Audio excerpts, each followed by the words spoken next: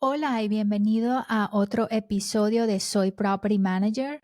Mi nombre es Rosy Barón, he sido Property Manager por más de 13 años y llevo más de 20 años en la industria de bienes raíces y creé este podcast para compartir contigo casos que he tenido, procesos que uso en mi compañía de Property Management y cualquier información que sea relevante y buena compartir con personas interesadas en este campo, ya seas inversionista, realtor o cualquier otro property manager.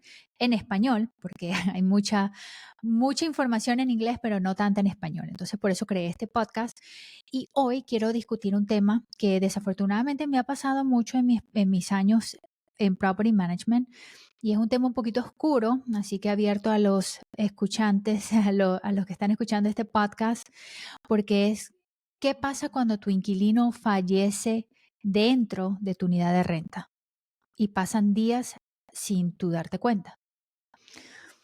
Nuevamente es un tema y una situación que me ha tocado resolverla muchas veces, por lo menos 5 o 6 veces, donde han fallecido dentro de la unidad y prácticamente ha pasado muchísimos días hasta que descubrimos que la persona está fallecida dentro, ¿no?, de la unidad. Y la primera vez que me pasó, obviamente, fue un proceso de aprendizaje. Pero ya las siguientes ya sabía cuál era el proceso y por eso lo quiero compartir aquí, porque no es algo que uno piensa generalmente, ¿verdad? Que es lo que puede pasar. Solamente uno piensa estas situaciones cuando le pasa. Y en el momento que pasan, pues puedes estar bien desorientado, cuáles serían los siguientes pasos. Y en estas situaciones es muy importante llevarlas bien por la ley, porque un error puede ser la catástrofe del negocio, porque estás lidiando no solamente con personas fallecidas, con las cosas de la persona que falleció, con familia, con emociones y bueno, muchísimas cosas más, ¿no? Entonces, hoy quiero discutir mi primera vez, la primera vez que tuve un inquilino, que mi inquilino falleció dentro de la unidad y cuál fue ese proceso, ¿no? Bueno. Nosotros nos dimos cuenta de que el inquilino había fallecido dentro de la unidad porque otra inquilina que vivía en el edificio nos llamó diciendo que el inquilino, que venía un olor muy raro y muy feo de la unidad y que había muchas moscas volando alrededor de la puerta y que ella no había visto al inquilino en varios días. Entonces ella llamó a reportar el olor. Y obviamente, pues yo fui a la unidad con las llaves a hacer un wellness check. Un wellness check es cuando tú chequeas el bienestar de otra persona y generalmente se hace cuando tienes parientes que viven en otros lados y no se pueden contactar contigo. Generalmente ellos llaman a la policía generalmente y les piden que hagan un wellness check para ver que está todo bien. Bueno, en este caso fui yo a hacer el wellness check y inmediatamente cuando llegué a la unidad y olí y vi las moscas, ya sabía que algo adentro no estaba funcionando muy bien. Y al abrir la puerta, lo primero que vi fue el cadáver del inquilino, que había obviamente fallecido ahí mismito. Entonces, no entré a la unidad, cerré la puerta y llamé al 911, llamé a la policía, que vino con el departamento de bomberos y todo eso. Mientras esperaba a la policía, fui en mi sistema y busqué quién es el Next of Kin de esta persona. El Next of Kin es como la persona delegada que es más allegada al inquilino. No tiene que ser familiar, puede ser un amigo, y esa persona es designada por el inquilino. Antes de esto, yo siempre he tenido bien documentado quiénes son los Next of Kins de mis inquilinos, sin ninguna razón específica, solamente porque era parte del papeleo que los inquilinos llenaban al momento de aplicar para una unidad. Ahora lo hago requerido, pero en ese entonces no lo hacía requerido porque no me imaginaba que algún día lo iba a necesitar, ¿no? Pero obviamente en ese momento me acordé que nosotros tenemos eso, fui al sistema, conseguí la información de la persona que el inquilino había delegado como Next of Kin y cuando la policía llegó le di esa información a la policía para que ellos hicieran el contacto inicial con el familiar a dejarle saber que el inquilino había fallecido. Obviamente, al abrir la puerta, yo me di cuenta que el inquilino había fallecido, pero yo no soy doctora ni voy a estar tocando para ver. Yo llamo al 911 y que ellos vengan a hacer lo que ellos tengan que hacer. Se veía claramente que para mí esa era la situación, pero nuevamente hay que esperar que venga el departamento de policía y bomberos y todo, y que ellos hagan su asesoramiento. ¿Qué fue lo que concluyeron? Que el inquilino había fallecido y llevaba por aproximadamente casi una semana adentro de la unidad.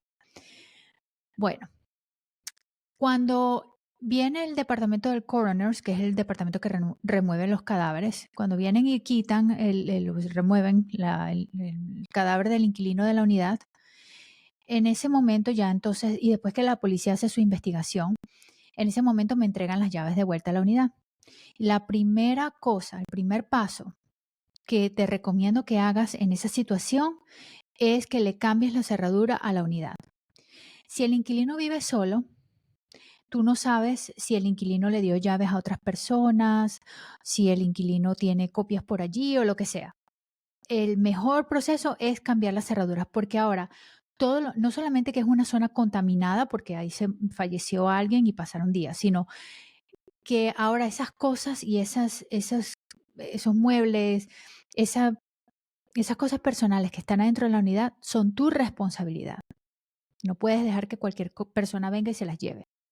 Entonces, lo primero que yo hago es cambiar las cerraduras de la unidad y pongo un papel en la puerta de no enter, biohazard y no trespassing. O sea, no puedes entrar sin autorización.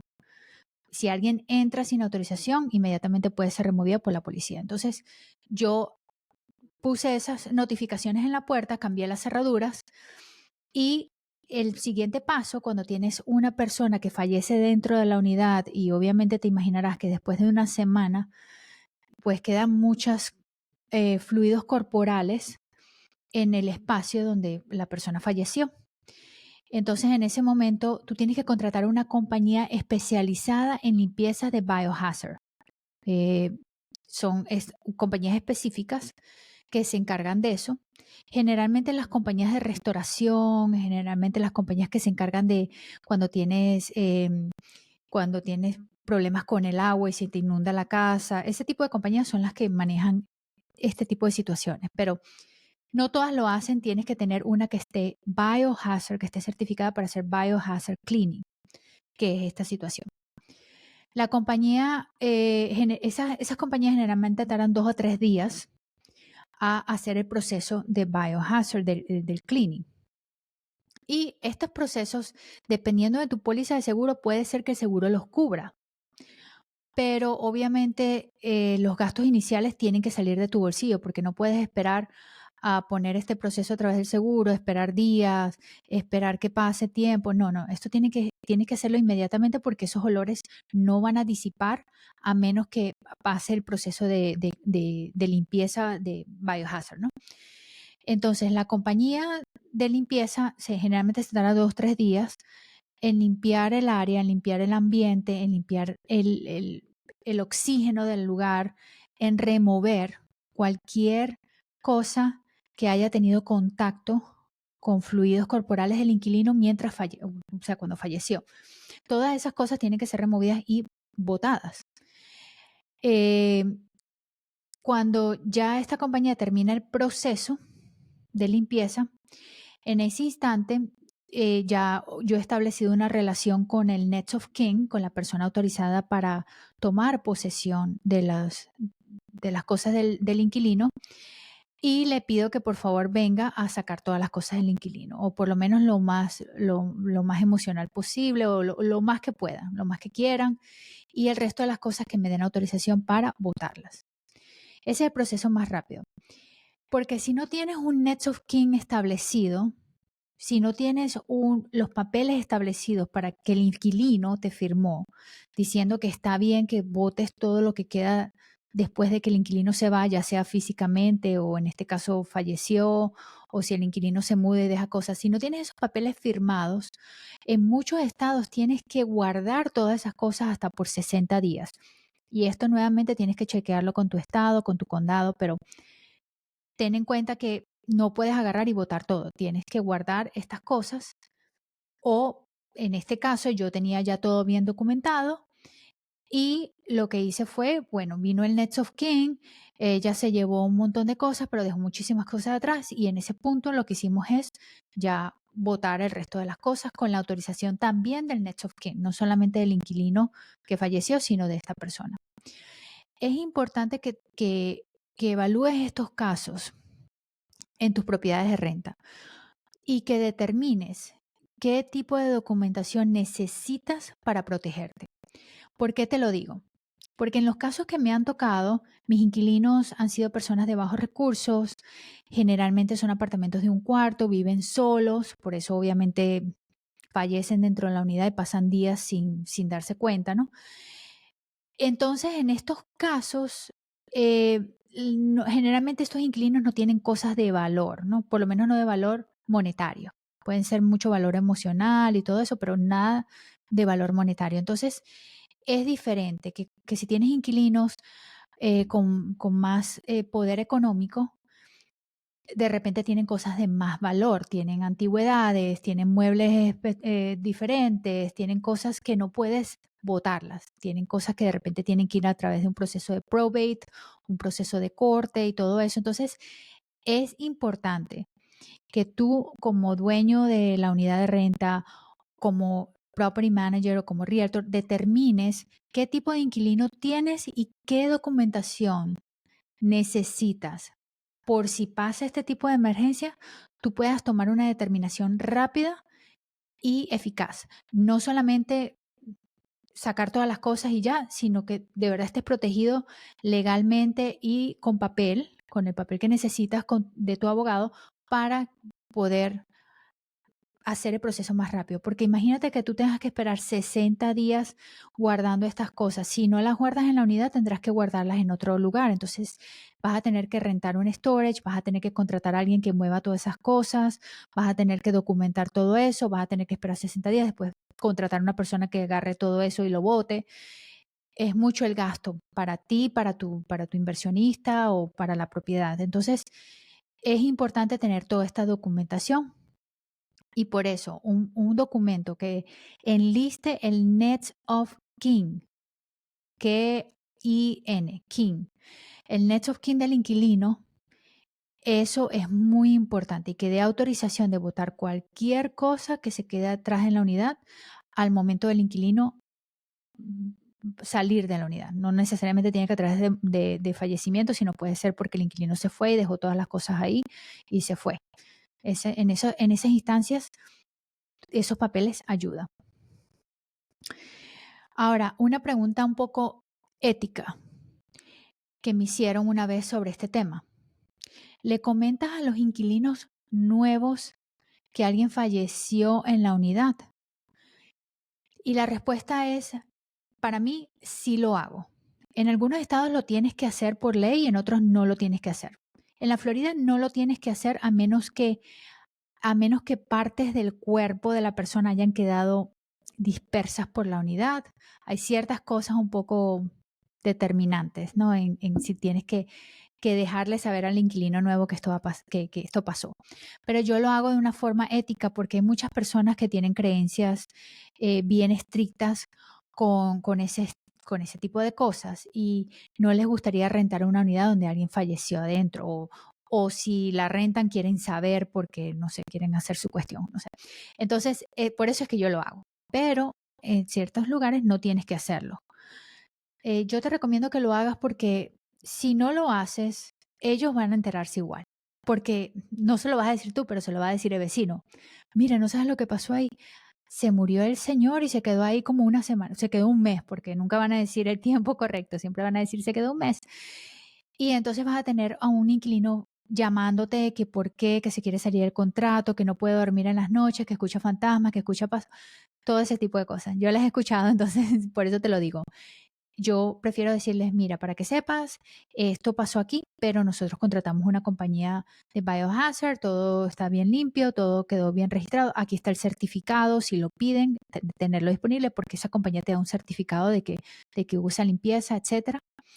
Y bueno, por eso le diría a los inquilinos nuevos, a las personas que muestren interés en aplicar o las personas que apliquen a la unidad, no a todas las personas que van a verlo, porque no quieres andar divulgando eso, pero cuando ya tienes a alguien serio que quiere rentar la unidad, en ese momento se lo dejo saber. También me preguntaron cuánto más o menos cuesta contratar una compañía biohazard. Nuevamente te repito que esto puede ser un gasto que lo pongas a través de tu seguro de hazard de la propiedad.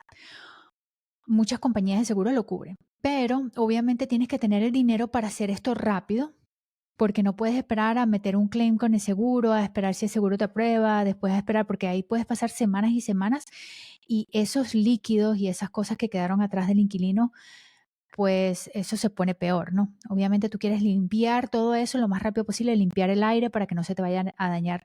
No solamente es lo que quedó en el piso, por decir así, sino es el aire acondicionado, esas bacterias que están circulando a través del aire acondicionado.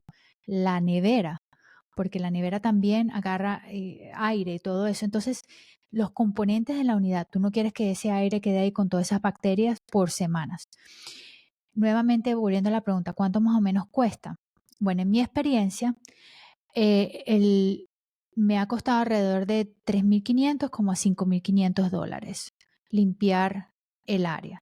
No lo he puesto a través de seguro, lo he pagado, mis clientes lo han pagado de su bolsillo, porque generalmente el costo no solamente es que estás poniendo un claim en el seguro y tú sabes cómo eso funciona, después vamos a tener unos podcasts sobre eso porque el tema del seguro es súper interesante y también súper frustrante, pero no solamente por eso, sino también el deductible.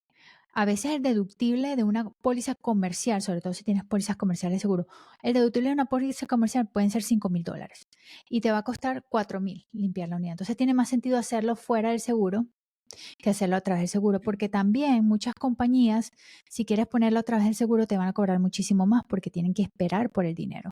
Entonces ya no son $4,000, ya son $8,000 o $10,000 y tienes una rayita ahí en tu seguro, por decir así. Entonces, por eso yo siempre recomiendo que si lo puedes pagar de tu bolsillo, generalmente te va a costar menos dinero. Y obviamente en algunos estados tú puedes quedarte con el depósito del inquilino para cubrir parte de este gasto, ¿no? En otros estados no lo puedes hacer.